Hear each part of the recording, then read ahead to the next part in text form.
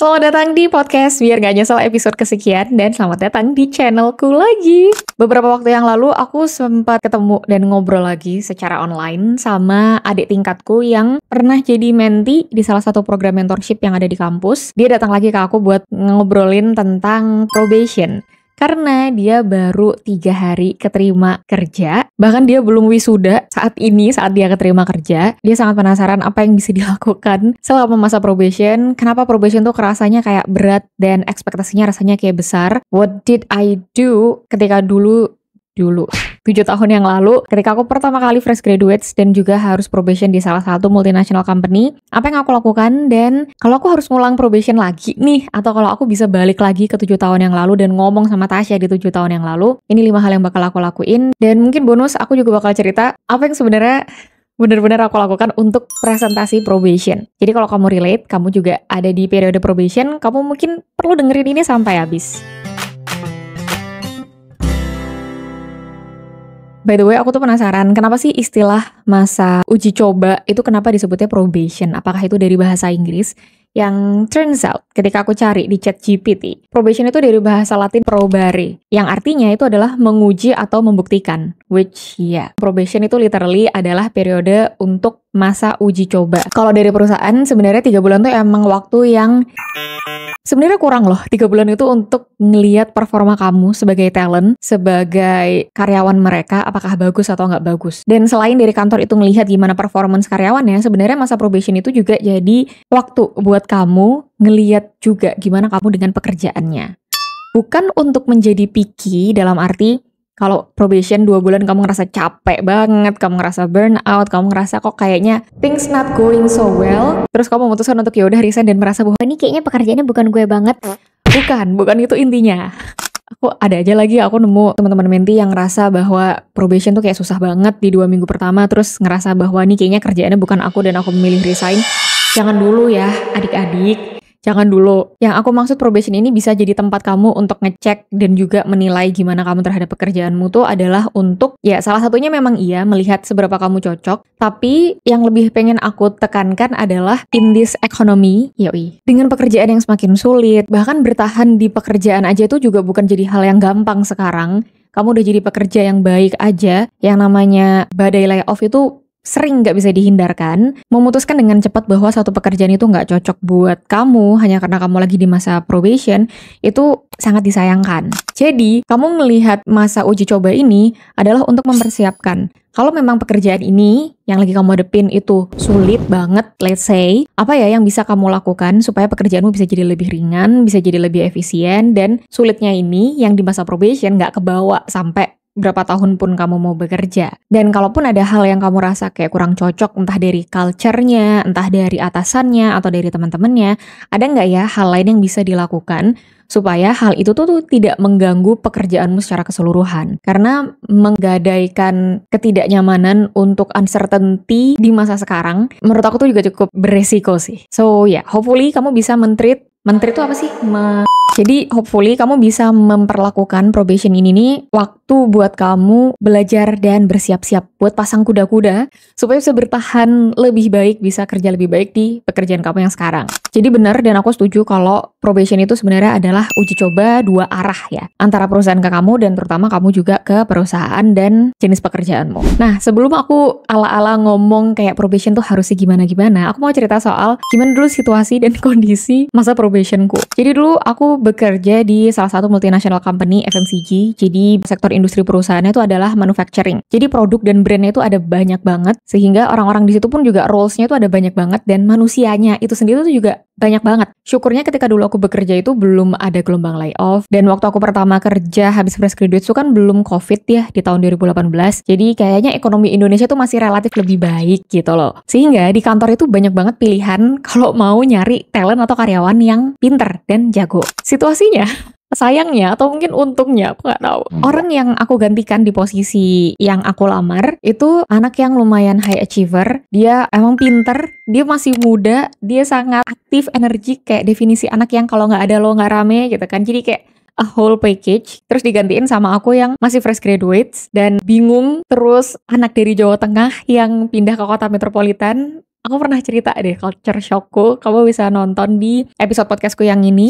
Kalau belum ada di YouTube, berarti kamu bisa pergi ke Spotify. Jadi aku merasa di awal probation tuh kayak ekspektasinya tinggi banget gitu. Kayak aku tuh ada di bawah bayang-bayang si kakak senior ini gitu. Dia kebetulan 2 atau 3 tahun di atasku. 2 tahun di atasku. Jadi sebenarnya nggak terlalu jauh juga, aku masih bisa keep up dengan apapun yang dia tinggalkan. Tapi ternyata pekerjaannya tuh berat banget gitu untuk untuk demand mungkin dibandingkan dengan aku yang habis lulus dengan beban akademik di kuliah, pekerjaan ini tuh rasanya kayak berat banget. Sebagai konteks buat roleku saat itu, aku ada di divisi planning.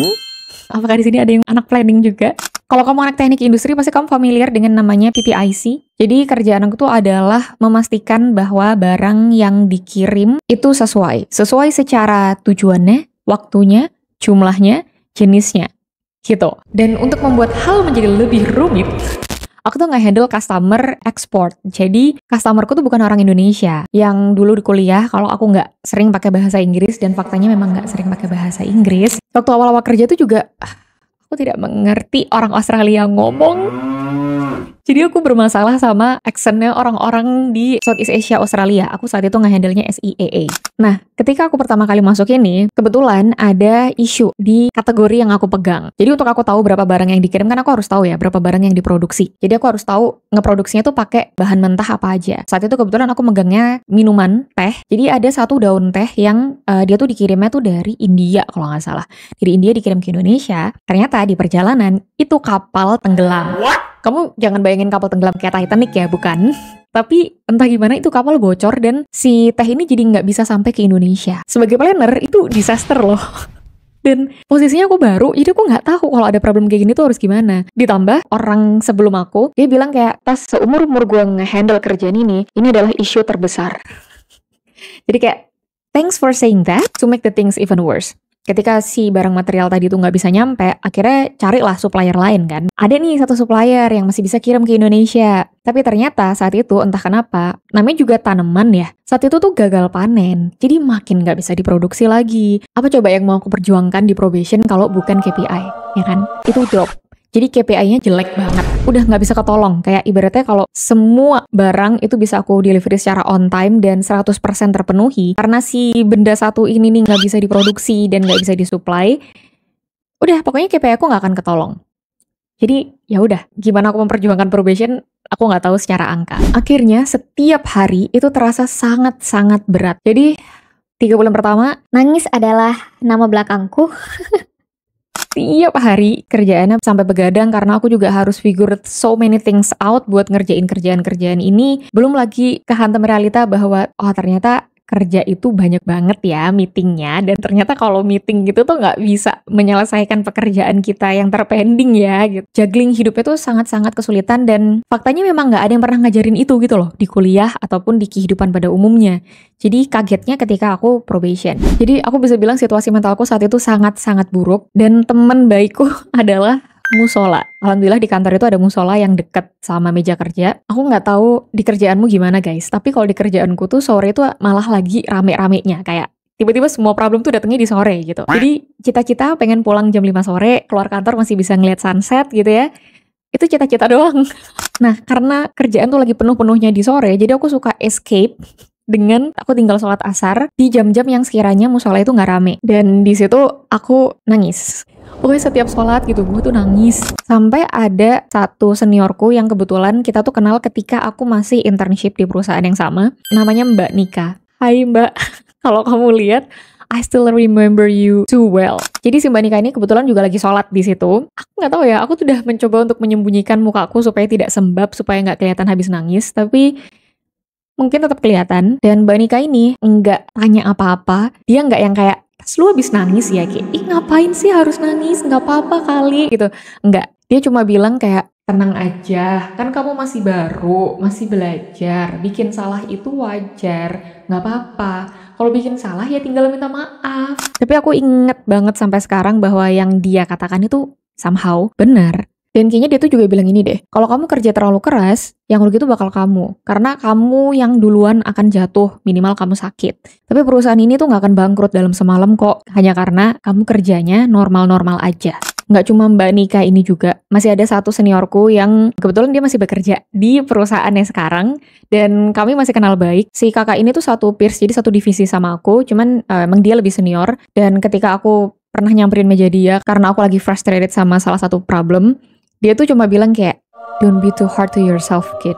Kayak, kamu kenapa? Kamu kenapa stres banget? Ini problemnya masih bisa diselesaikan kok. Jadi banyak banget situasi di probation yang aku tuh ngerasa kayak everything just sucks. Kayak aku tuh buruk banget, aku jelek banget, aku gak bisa ngerjain semuanya dan semua ini akan jadi problem.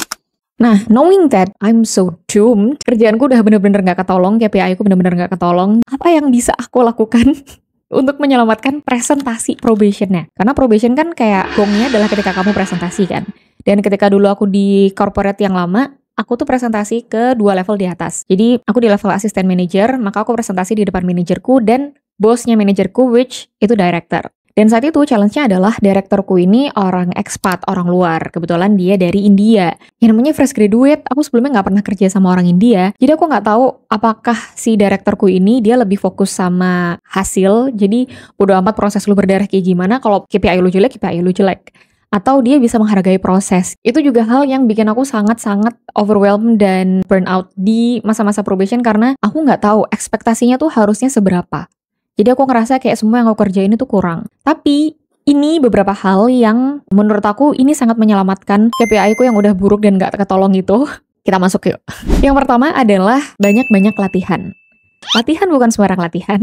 Aku yakin kamu tahu, buat kamu bisa presentasi adalah banyak-banyak latihan. Tapi mungkin berbeda dengan kalau kamu latihan presentasi di masa kuliah, di masa kerja banyak-banyak latihan presentasi sama temen satu peers, jadi satu tim, satu divisi. Atau kalau ada temen beda divisi yang bisa kamu ajak, ajakin. Tapi intinya, ajak teman-teman yang udah lebih berpengalaman. Nah, saat itu aku bersyukur banget sih. Culture di perusahaan aku tuh sangat baik. Jadi kakak-kakak senior di divisi itu, karena mereka semua kan juga udah pernah ngerasain probation ya. Jadi mereka tuh bahkan nyuruh aku untuk lo harus latihan probation sama kita semua. Biarin kita yang ngebantai daripada kamu dibantai sama director. Which is make sense. Jadi aku sampai ngeset satu meeting untuk aku dibantai lah sama mereka. Selain belajar aku presentasinya, kakak-kakak ini tuh secara langsung dia juga jadi nge-spill sebenarnya karakter director kita, karakter bos kita tuh kayak gimana. Mana angka yang perlu ditunjukin, mana yang gak perlu ditunjukin. Terus aku juga jadi dapat ilmu gimana cara bikin presentasi yang baik. Nah, ini juga hal yang mungkin dulu waktu aku probation sangat-sangat keteteran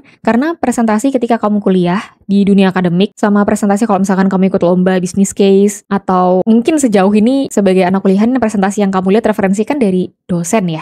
Itu beda banget presentasi di dunia akademik sama presentasi di korporasi. Korporasi aja kalau sektor industri berbeda, karakter untuk ngedesain presentasi itu juga akan beda. Minimal presentasi kamu di korporasi itu harus bisa self-explanatory. Jadi kalau nggak ada kamunya, presentasimu doang dibaca sama bosmu, itu harus bisa memberikan informasi yang sudah cukup menjawab. At least itu yang aku dapat ketika dulu probation dan masih aku bawa sampai sekarang. Terus yang kedua adalah sering-sering konsultasi sama bos pas di atas kamu. I know ini mungkin akan jadi challenging untuk beberapa kamu yang mungkin bosnya nggak kooperatif, atau mungkin bosnya hilang-hilangan, atau mungkin bosnya bukan tipe yang people oriented. Aku cukup privilege saat itu karena bosku tuh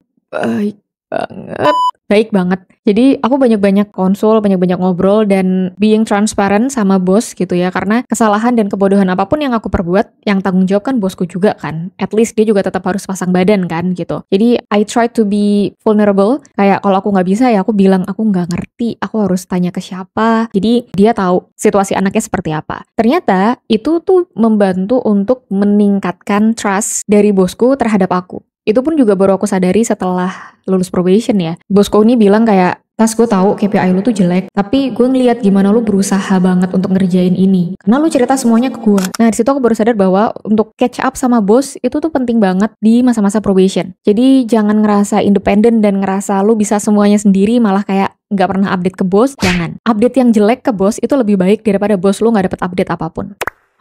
Dan yang ketiga, ini beneran ketika di presentasi probationnya. Tadi aku bilang aku nggak tahu sebenarnya si director Indiaku ini dia lebih menghargai proses atau lebih menghargai hasil. Tapi knowing that hasilku udah jelas jelek, yang bisa aku tunjukin cuma grafiknya naik, tapi dari dasar.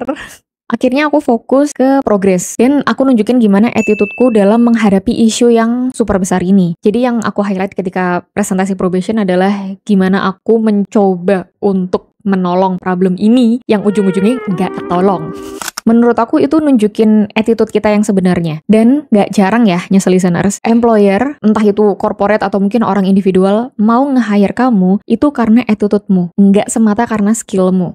Banyak banget, sering banget. Orang mau nge-hire kamu dan bisa menghargai kamu lebih karena attitude kamu. Ketika kamu punya attitude yang itu sulit untuk tergantikan, attitude yang terutama, ternyata itu satu value sama bosnya, you can be irreplaceable. Dan mungkin value dari direkturku saat itu adalah lebih menghargai proses dan menghargai orang yang mau belajar daripada asal bagus doang tapi sebenarnya prosesnya berantakan. Jadi ya alhamdulillahnya I can still save my probation. Kalau ada hal-hal yang bisa aku lakukan berbeda, pokoknya gue gak mau ada di kubikel. Terus gimana kalau case-nya kamu kerja remote? Dan kalau harus probation lagi, aku definitely akan ngelakuin hal ini lagi.